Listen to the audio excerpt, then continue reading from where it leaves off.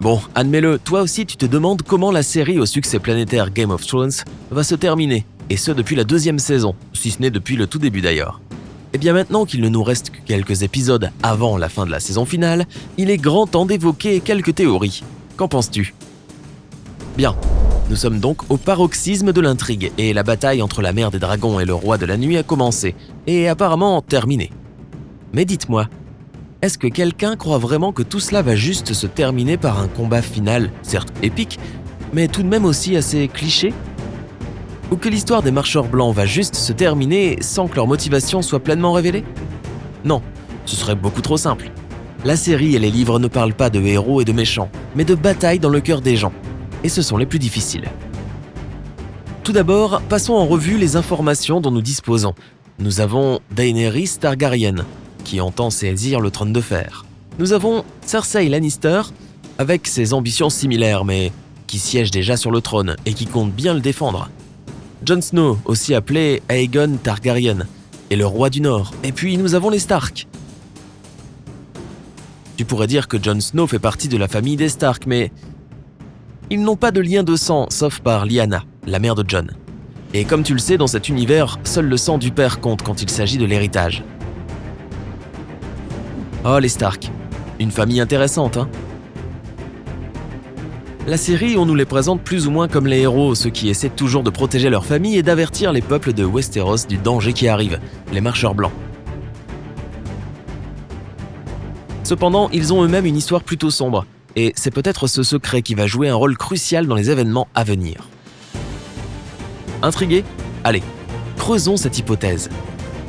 L'arbre généalogique des Stark commence avec Brandon le bâtisseur. Non, je ne parle pas de Bob le bricoleur, qui a vécu des milliers d'années plus tôt et qui a fondé Winterfell et le mur, parmi d'autres choses.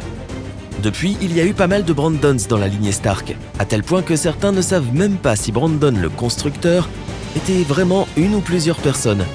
Il en a trop fait pour une seule vie. Mais bon, ce n'est qu'un détail pas important pour ce qui nous intéresse. Avant que le mur n'ait été construit, la longue nuit est arrivée, ce qui a permis aux marcheurs blancs de prendre racine pour la première fois.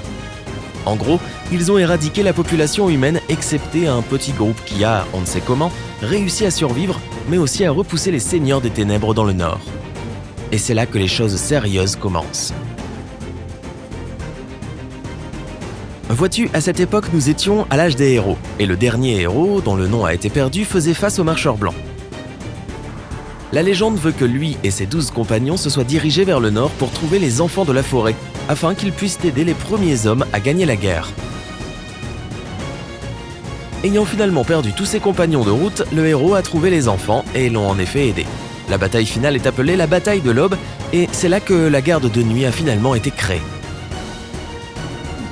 Mais n'oublions pas que les enfants de la forêt sont aussi ceux qui ont créé les marcheurs blancs à l'origine. Or, à cette époque de la longue nuit, il n'y avait déjà plus trop d'enfants.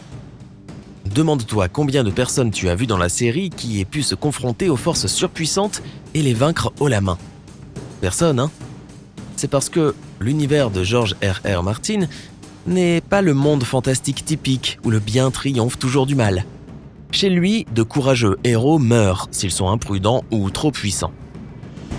Alors il n'y a pas de raison de croire que le dernier héros ait pu vaincre une armée de morts-vivants menée par de puissants mages de glace, avec seulement la garde de nuit et les enfants de la forêt à ses côtés.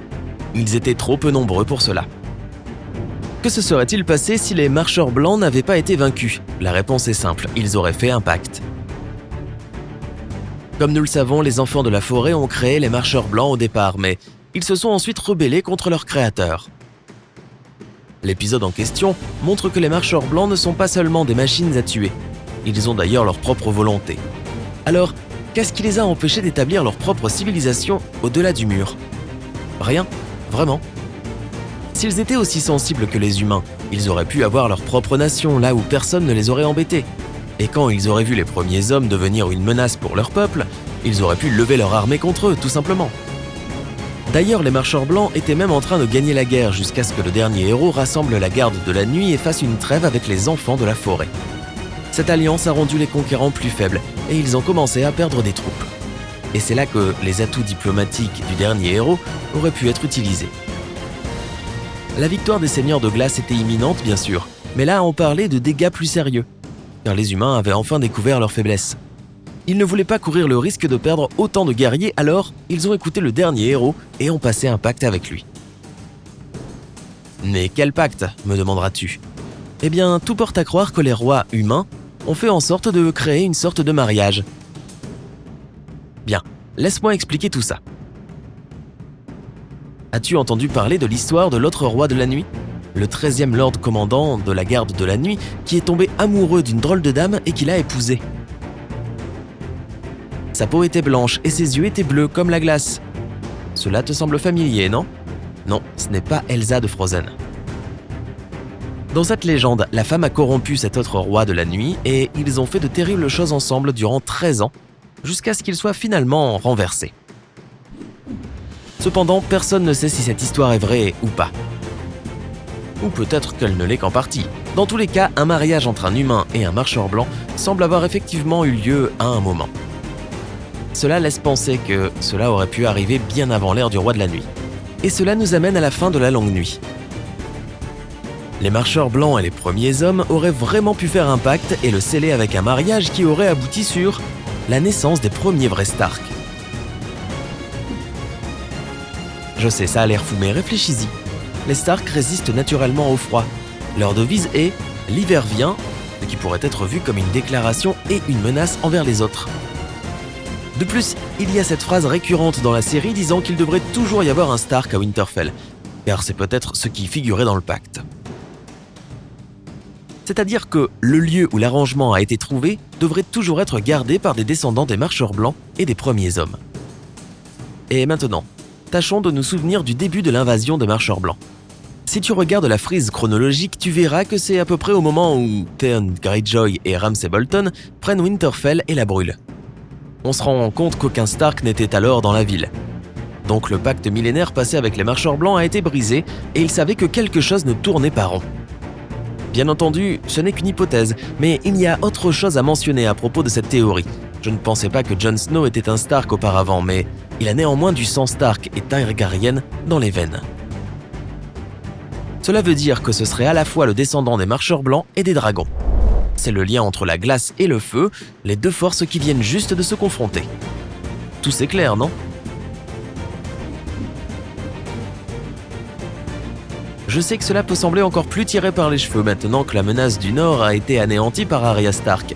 Mais allons, j'ai encore plus de questions maintenant qu'avant de regarder le 3e épisode. Comment le roi de la nuit a-t-il survécu au feu du dragon tout sourire et sans une égratignure ? Quels étaient les motifs de l'attaque de ses bras droits ? Quelle est la connexion entre le roi de la nuit et Brandon Stark ? Quel est le rôle de Brandon Stark dans tout cela ? Moi, je ne crois pas que ce soit une simple histoire d'invasion de zombies et d'anéantissement de la race humaine. Et toi ? Les marcheurs blancs semblent être très intelligents, et le roi de la nuit, un vrai seigneur de la guerre, particulièrement sage.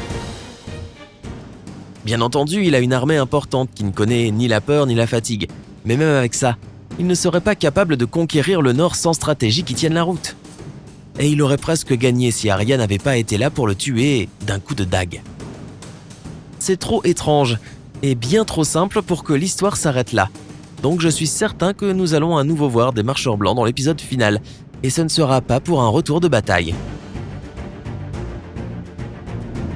Alors qui sait, c'est peut-être Jon qui a fait un autre pacte avec les marcheurs blancs.